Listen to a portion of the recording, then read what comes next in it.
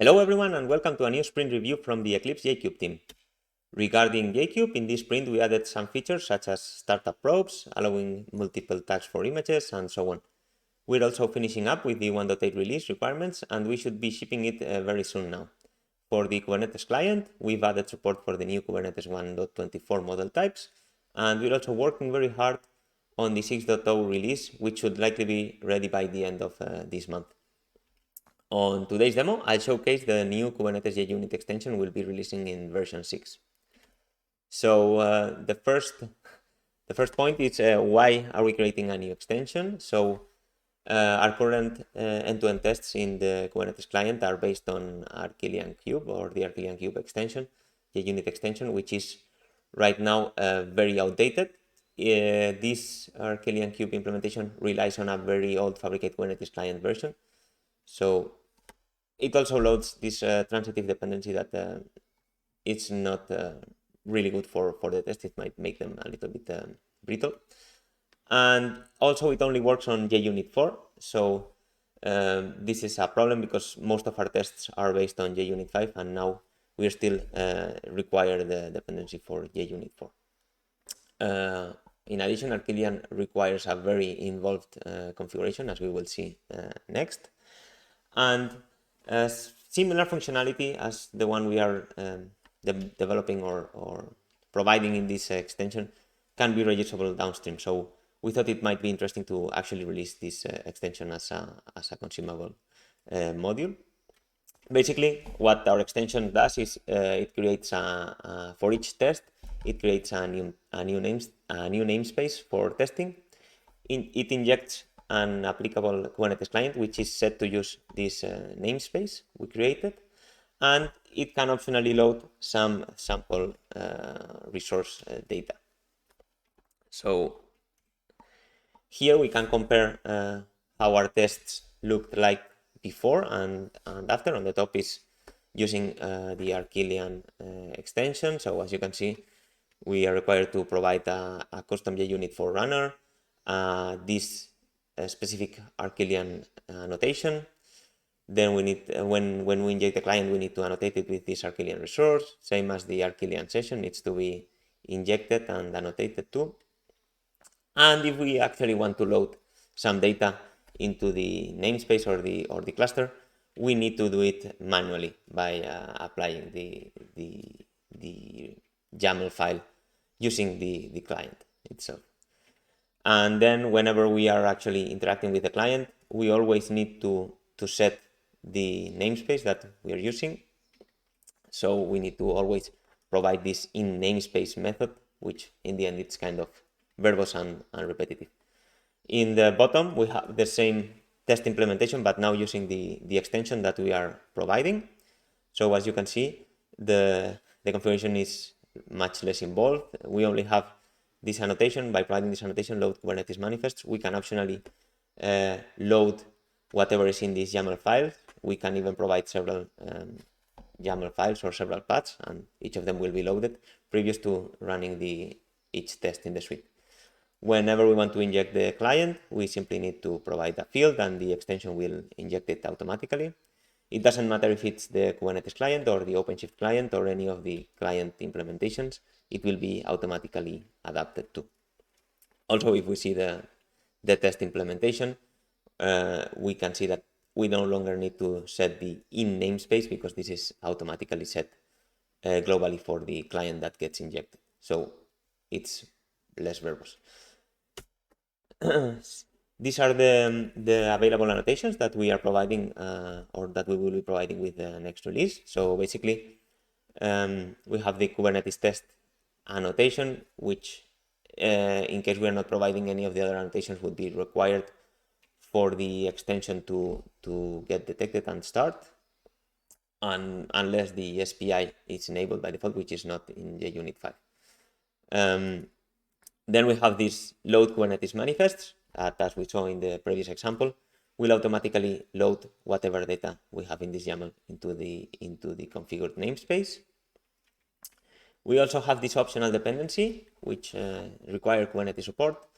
And here we can specify one of the Fabric8 Kubernetes client model types And before running the tests, the extension will make sure that the cluster supports this type. If it's not supported, then the test will be skipped and ignored. Same happens with this require Kubernetes version at least. So here we can pass a major and minor version, and it will automatically check the cluster version, and if it's valid, the tests will run. If not, the tests will be skipped. So more or less, this shows what we have right now. Next, what I want to show you is how this extension could evolve, or what things can be built on top. So I'm sure that by now most of you are familiar with test containers and Quarkus Dev Services, and how they automatically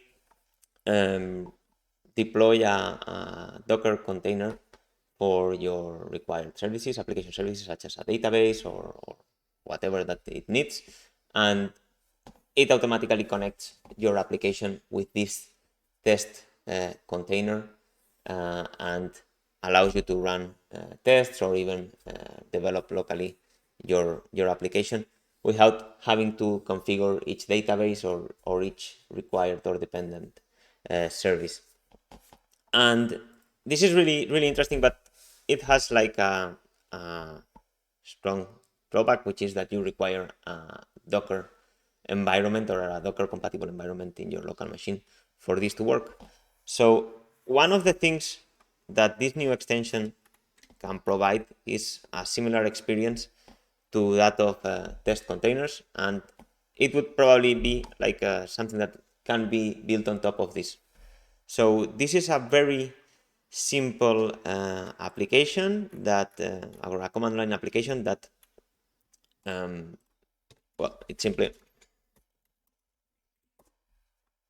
it basically connects to a database using Hibernate, and then it can create a few entries, list those entries, or delete the entries, and you can pass in the database user, password, the JDBC connection, and so on. So this is the application, and basically if you want to create, it will create a new instance of this entity, which is basically an ID and a name, and then persist it in the database. So if I try to run this application, I will actually need to pass in a database, but I don't have a database in my system, and this is why we can actually use the extension that I showed before to deploy a PostgreSQL container in my local Kubernetes cluster. So in this test, as we saw before, I annotated with Kubernetes test, then I load the Kubernetes manifest, in this case this simple pod definition, and before all the test suites happen, the test cases execute, I'm going to wait until the pod is ready, and then I'm going to start a port forward. This port forward has the port that is actually exposed by the pod container, and yeah, make sure that the port forward is working.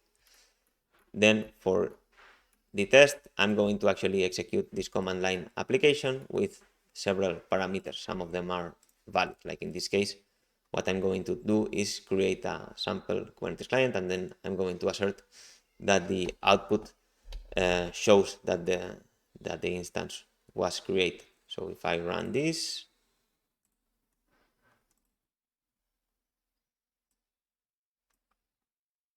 the PostgreSQL container is created,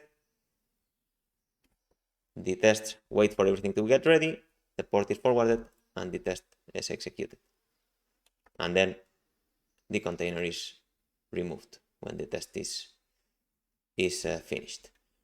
So same if we run every test in the suite.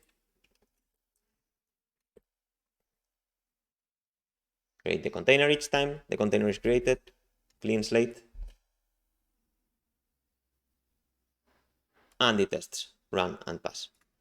So as you can see, like this extension has a lot of potential, and we can for sure build more stuff in the future, like that might be really, really useful for users. So this is all from our side. I hope you enjoyed the demos.